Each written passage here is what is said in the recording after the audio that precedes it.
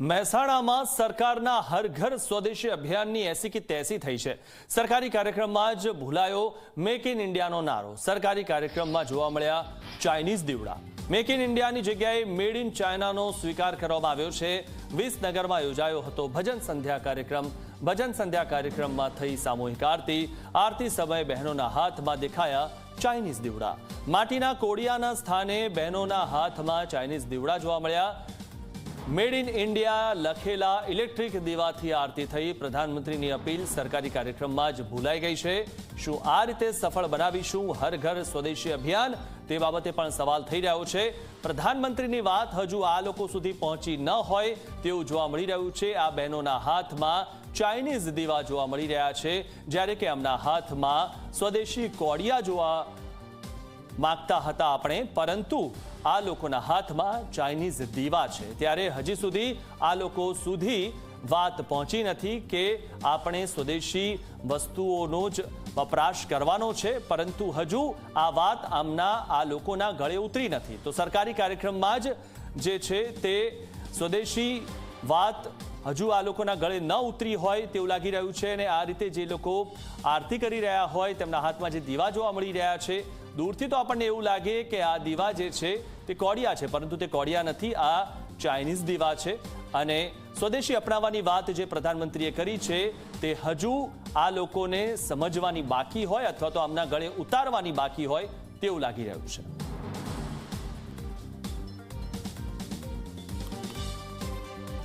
તો આ વિશે વધુ માહિતી મેળવીએ। અમારા સહયોગી સોનલ અમારી સાથે જોડાઈ ચૂક્યા છે। સોનલ, જે રીતે વારંવાર પ્રધાનમંત્રી કહી ચૂક્યા છે કે સ્વદેશી અપનાવીએ અને તેના કારણે ભારતનો પૈસો ભારતમાં જ રહે, પરંતુ આ જે સરકારી જે કાર્યક્રમ છે તેમાં ચાઇનીઝ દીવડાઓ હાથમાં જોવા મળ્યા છે, એટલે કે પ્રધાનમંત્રીની વાત આ સરકારી કાર્યક્રમમાં આ સરકારી લોકો સુધી પહોંચી જ નથી। જો સરકારી લોકો સુધી વાત ના પહોંચે તો સામાન્ય જનતા સુધી કેવી રીતે પહોંચશે?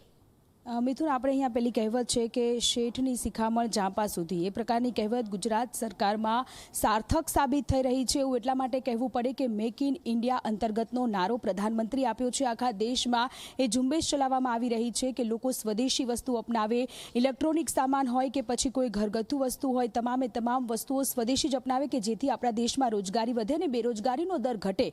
પરંતુ જ્યારે વાત સરકારી કાર્યક્રમોની આવે છે ત્યારે સરકારી કાર્યક્રમમાં જ મેક ઇન ઇન્ડિયા ના સૂત્રનું નારો કે જે નિષ્ફળ સાબિત થયેલો જોવા મળી રહ્યો છે।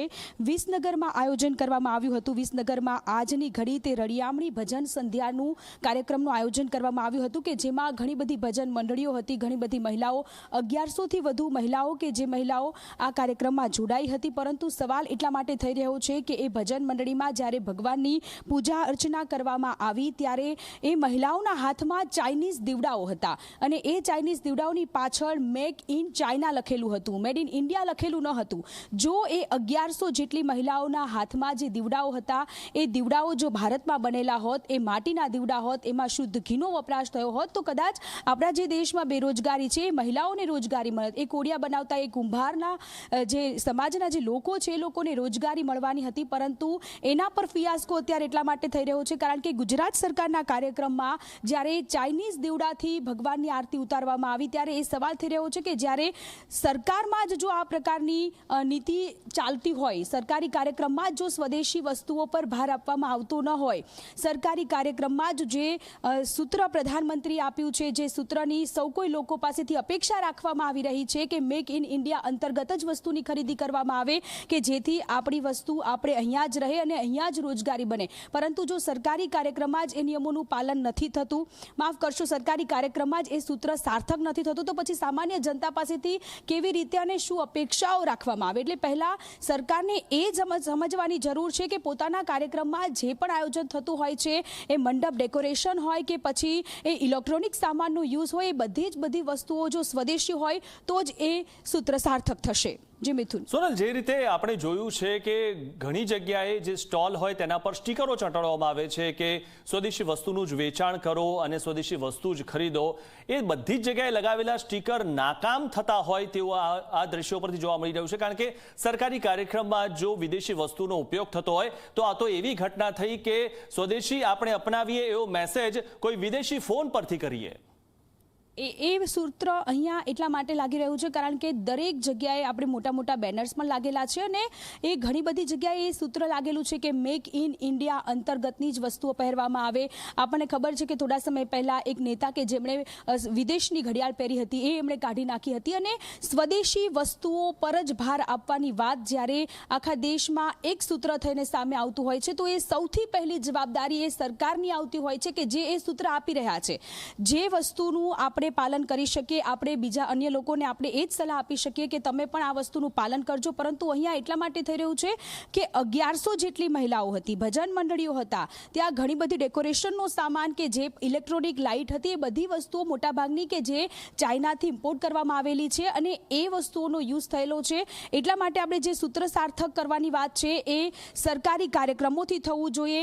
આપણા સૌ કોઈની આજુબાજુમાં ગમે ત્યારે કોઈ પણ કાર્યક્રમ હોય તો એ વસ્તુ પર આપણે ભાર આપવો પડશે કે સ્વદેશમાં બનેલી વસ્તુનો આપણે યુઝ કરીશું. જો વિદેશમાંથી આવેલી વસ્તુનો આપણે યુઝ કરીશું તો આપણી અર્થવ્યવસ્થા જે છે એની એ જ રહેશે. પરંતુ જ્યારે સરકાર દ્વારા જે કાર્યક્રમોનું આયોજનો થતું હોય છે, સરકાર દ્વારા જે કાર્યક્રમોની જે સ્થિતિ હોય છે, જે રંગરોગાન થતું હોય છે, જે સ્ટેજ બનતા હોય છે, લાઇટિંગ, જે ડેકોરેશન, એ બધી જ વસ્તુઓનો યુઝ સ્વદેશી વસ્તુઓથી થશે તો જ આપણી અર્થવ્યવસ્થા સુધરશે. જી સોનલ, આપ અમારી સાથે જોડાયેલા રહો. તો જે રીતે સૌથી મહત્વની વાત એ છે કે જે કહેવત છે અહીંયા બહુ જ સાર્થક સાબિત થાય છે કે શેઠની શિખામણ ઝાપા સુધી. જે રીતે પ્રધાનમંત્રી વારંવાર કહી ચૂક્યા છે કે સ્વદેશી વાપરવું જોઈએ, સ્વદેશીનો ઉપયોગ કરવો જોઈએ, પરંતુ આ સરકારી કાર્યક્રમોમાં જ જે વિદેશી વસ્તુઓનો ઉપયોગ થઈ રહ્યો છે ત્યારે હવે આ બાબતે ઝી 24 કલાક સવાલ પૂછી રહ્યું છે, શું ભારત આવી રીતે બનશે આત્મનિર્ભર? આ રીતે આત્મનિર્ભર બનવાનું છે. હર ઘર સ્વદેશી અભિયાન માત્ર શું લોકો માટે જ છે, સરકારી આયોજન માટે નથી? સરકારી કાર્યક્રમમાં વિદેશી સામાન જ વાપરવાનો છે? આ બાબતે પણ સવાલ થઈ રહ્યો છે. ચાઇનીઝ દીવાની જગ્યાએ હાથમાં કોડિયા કેમ નથી અને હાથમાં કોડિયા કેમ ના જોવા મળ્યા? શું ઇલેક્ટ્રિક દીવડાથી વધારે સારી આરતી થાય? તે બાબતે પણ સવાલ થઈ રહ્યો છે. કારણ કે લોકોને સલાહો આપવી બહુ જ આસાન છે પરંતુ સલાહોને અનુસરવી ખૂબ મુશ્કેલ છે. શું આત્મનિર્ભર ભારત આ રીતે બનશે? શું લોકોને જ સ્વદેશી બનાવવાના અને આપણે નહીં બનવાનું?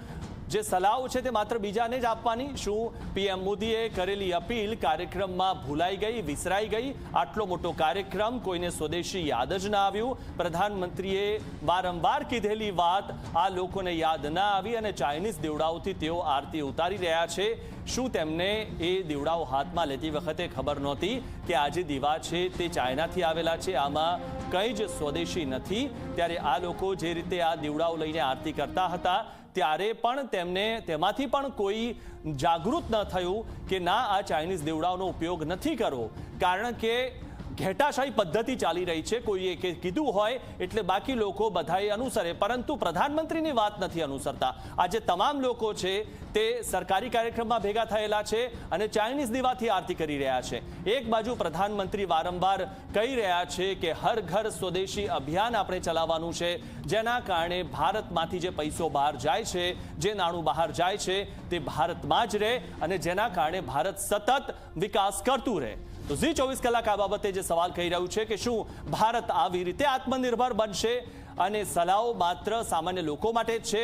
હર ઘર સ્વદેશી અભિયાન માત્ર શું લોકો માટે જ છે ને લોકો પૂરતું જ છે? સરકારી કાર્યક્રમમાં વિદેશી સામાન જ વાપરવાનો છે? આ બાબતે પણ સવાલ થઈ રહ્યો છે. ચાઇનીઝ દીવાની જગ્યાએ હાથમાં કોડિયા કેમ નથી? તે બાબતે પણ સવાલ થઈ રહ્યો છે. શું ઇલેક્ટ્રિક દીવડાથી વધારે સારી આરતી થાય છે? આ કદાચ જવાબ આ લોકોને ખબર હશે જેમના હાથમાં આ ચાઇનીઝ દીવડા છે. શું આત્મનિર્ભર ભારત માત્ર એક નારો જ રહેશે? તે લોકો સુધી ક્યારે પહોંચશે? તે પણ સૌથી મોટો સવાલ છે. શું લોકોને જ સ્વદેશી બનાવવાના અને આપણે નહીં? શું તેવી ભેખ ધારણ કરી લીધી છે? પીએમ મોદીએ કરેલી અપીલ કાર્યક્રમમાં શું ભૂલાઈ ગઈ કે પછી યાદ જ ના આવી? આટલો મોટો કાર્યક્રમ, કોઈને સ્વદેશી યાદ ના આવ્યું? પ્રધાનમંત્રીની અપીલ કોઈને યાદ ના આવી? વિદેશી દીવડા બતાવીને શું સંદેશ આપવા માંગો છો? લોકોને આ બાબતે શું સંદેશ આપવા માંગો છો? તે બાબતે પણ સવાલ થઈ રહ્યો છે.